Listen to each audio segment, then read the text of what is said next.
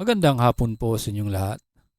Narito na po resulta ng Lotto ngayong 2 p.m. draw, August 7, 2026 para sa mga games na 2D Lotto at 3D Lotto.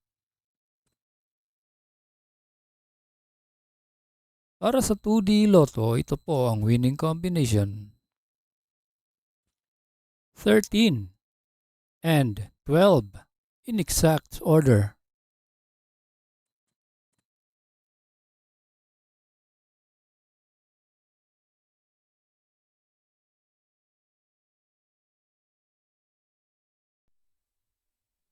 Kung bago ka pa lang sa aking channel, pwede kang mag-like, share, at subscribe para updated kayo sa mga PCSO lottery results araw-araw.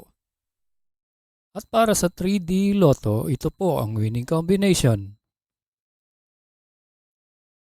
9, 7, and 2 in exact order.